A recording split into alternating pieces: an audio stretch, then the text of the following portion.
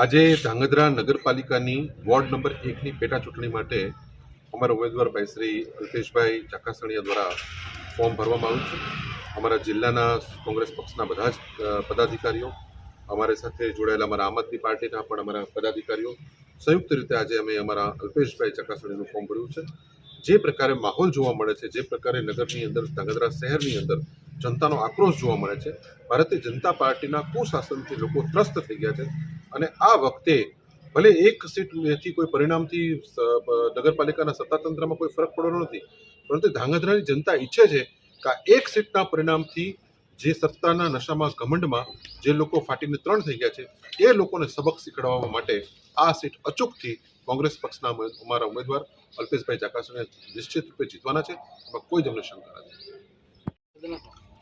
ધાંગધ્રા નગરપાલિકાની ચૂંટણીમાં મારી પાર્ટીએ મને ફોર્મ આપ્યું છે અને આજે અમે બધા મિત્રો સાથે ભર્યું છે આમ આદમી પાર્ટી, અને અમે સંયુક્ત રીતે લડશું